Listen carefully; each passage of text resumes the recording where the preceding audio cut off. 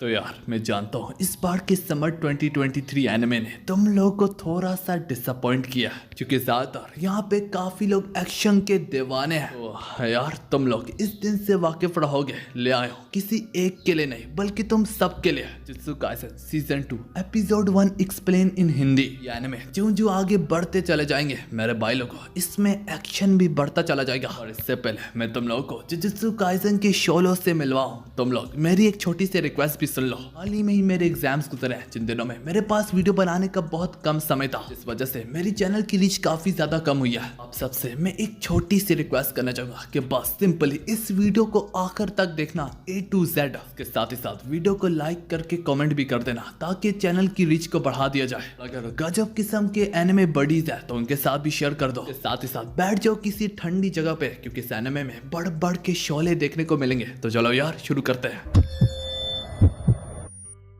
Episode 1 की शुरुआत में हम गेटो को देखते हैं जो कि कुछ सुनसान गलियों में इधर उधर भटक रहा था कुछ कर्सेस को हंट डाउन करने के लिए, जब उसकी नजर अपने सामने एक कर्स पे पड़ती है कि किसी इंसान को खाने में बिजी होता है। तभी गेटो अपनी कर्स एनर्जी का इस्तेमाल करते हुए अपने कर्स एनर्जी बोन में बदल के निकल लेता है। अगर आम अल्फाजों में कहूँ तो वो उन्हें अब्सॉर्ब कर लेता है और उसे अब्सॉर्ब करते दौरान वो बोलने लगता है, मैं इन कर्स स्पिरिट्स को इसलिए अब्सॉर्ब करता हूँ ताकि मैं नॉलेज गेन कर सकूँ, ताकि मैं लोगों की मैजिशियन की तरह मदद कर पाऊँ। और यही बात मैं अपने आप को उस दिन से कह रहा हूँ। ये जैसे तैसे कह रहा होता है, फिर वो एक जगह में अपने सामने सातोरो गोजो को पाता है। फिर हमें पास की एक कहानी बताई जाती है जहाँ पे एक फैमिली काफी सालों से एक घर में रहा करती थी। जब से इनका फैमिली बिजनेस कोलैप्स हुआ तब से ये लोग कर्ज में डूब गए थे। फिर आखिरकार भला इन्हें अपना घर ही छोड़ना पड़ा। इसी तरह काफी सालों से ये घर अबैंडन रहने की वजह से अब ये एक हॉन्टेड हाउस बन चुका है। इसके बाद में एक बुरी अफवाह भी फैली होती है कि जो भी आज तक इस मैंशन में एंटर किया दोबारा वापस लौट के नहीं आया। अब आखिर इस बात में कितनी सच्चाई है, इससे जानने के लिए कुछ स्टूडेंट्स इस जगह को विजिट करने आते हैं और वो 3 स्टूडेंट्स यंग सोर्सरर्स होते हैं। गेस व्हाट, इनमें उटाहिमे और मेमे भी शामिल होते हैं। इस दौरान ये लोग यंगर स्टूडेंट्स होते हैं और यही इस जगह पे इन्वेस्टिगेट करने आते हैं। अंदर पहुंचने के बाद ये लोग फैल जाते हैं पूरी जगह को एक्सप्लोर करने के लिए। सबसे अलग अब हम उटाहिमे को थोड़ा सा डरा हुआ यहाँ पे पाते हैं। यूं यहाँ पे मेमे भी उटाहिमे के पास पहुंच जाती है। उटाहिमे फिर यहाँ पे मेमे से पूछने लगती है क्या तुमने फर्स्ट फ्लोर को पूरा एक्सप्लोर कर लिया? मेमे इसके जवाब में बोलती है दरअसल ये फर्स्ट फ्लोर ही है। रांगी की तो बात यह है, मैं जितनी देर तक भी चलती रहती हूँ मैं वापस यहीं पे आ जाती हूँ। जो गन जमीन पे पड़ा है और ये निशान जो कि मैंने खुद अपने हाथों से ड्रॉ किया है, लगभग मैं तीसरी बार देख चुकी हूँ। दोनों को इस बात का एहसास तो हो ही जाता है कि वो लोग इस वक्त लूप में फंसे हुए हैं। उसके बाद दोनों की दोनों एक साथ इस जगह को एक्सप्लोर करने लगते हैं, पर वो घूम फिर के वापस उसी जगह पे खुद को पाते हैं। देख के उटाहिमे यहाँ पे बोलने लगती है असल में ये एक बैरियर मैजिक है, इस्तेमाल से कर्स स्पिरिट सबसे पहले अपने विक्टिम को यहाँ पे फंसाती है, फिर आखिर में उसकी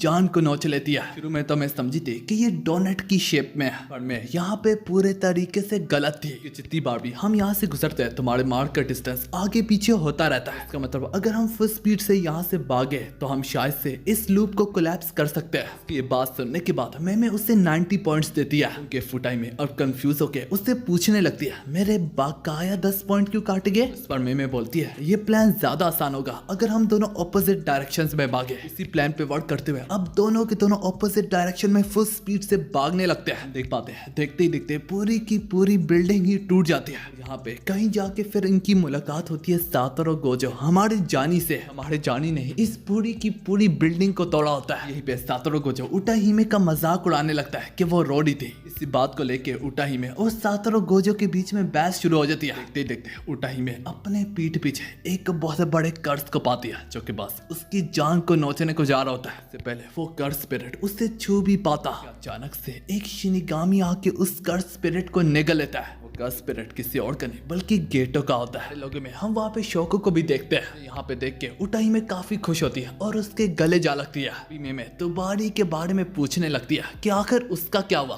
उसी के साथ गाड़ी में बैठ के यहाँ पे आया। यहाँ पे तुबारी के बारे में किसी को कोई नॉलेज नहीं होता। जुजुत्सु हाई पे जाती है जहाँ पे प्रिंसिपल मासामिची हागा इन तीनों पे काफी ज्यादा गुस्सा होता है। वो पूछने लगते हैं कि तुम तीनों में से ये किस सिर फिरे का आइडिया था कि बिना अपने सुपरवाइजर के वो किसी भी किस्म का मिशन वगैरह परफॉर्म कर सकता है।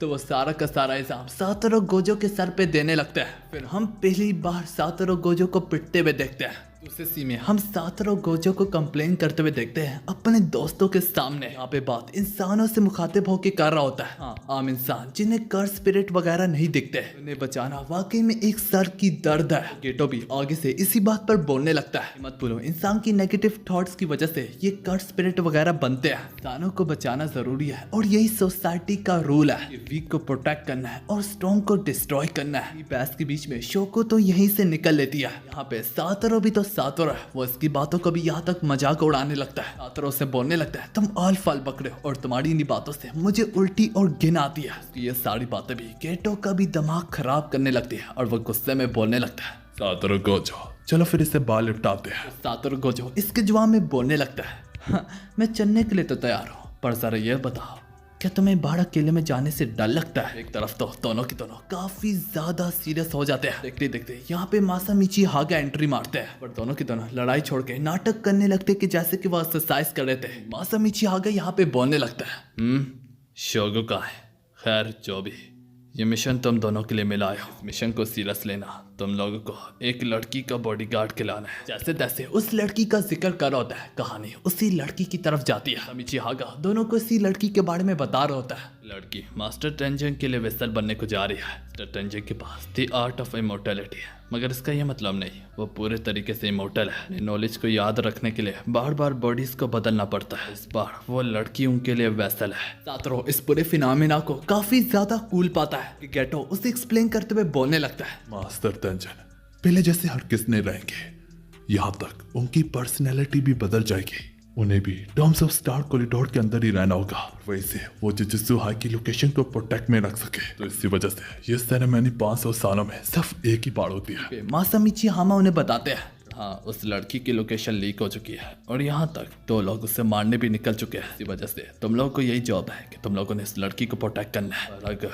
अगर तुम लोग इसमें फेल होते हो तो इससे सोसाइटी में काफी बुरा इम्पैक्ट पड़ेगा। जिसके बाद हमें दिखाया जाता है दोनों के दोनों काम पे लग जाते हैं। यहाँ पे सातोरू गोजो उसी लोकेशन की बिल्डिंग को बाहर से गार्ड कर रहा होता है। जो गेट होता है वो उस लड़की की रूम की लोकेशन तक जा पहुंच गया होता है। बस वो उसके डोर बेल बजाने की देर होती है कि देखते देखते एक बहुत बड़ा धमाका होता है। गेटो अपनी कर्स एनर्जी का इस्तेमाल करके उस एक्सप्लोजन से सर्वाइव कर लेता है, जबकि बाहर करे सातोरू गोजो की नजर अब उस लड़की पे पड़ती है। एक्सप्लोजन के इम्पैक्ट से सीधा उड़ के बाहर बिल्डिंग के नीचे गिरी होती है। जो फूंक के जरिए गेटो से बोलने लगता है कि अगर वो लड़की मर गई तो इसमें तुम्हारा फॉल्ट होगा। उनकी गेटो फौरन से बिल्डिंग की ऊंचाई से कूदता है। अब जो इस एक्सप्लोजन के पीछे उनका एनिमी होता है समझ रहा होता है कि वो भी अब ऊंचाई से मर जाएगा कि तभी उसकी नजर गेटो पे पड़ती है। सक्सेसफुली उस लड़की को बचाने में कामयाब हो गया होता है। मैं जमीन पे खड़ा अब सातोरू गोजो पे भी एक एनिमी टूट पड़ता है। सातोरू पे काफी सारी नाइफ्स को थ्रो करता है, पर हालांकि सातोरू उसकी एक एक नाइफ को हवा में ही रोक लेता है। जिसने उस पे वार किया होता है वो ये देख के बोलने लगता है, तो अच्छा तुम हो वो सातोरू गोजो। इसी बीच में कहानी 2 अनजान शख्स पे जाती है,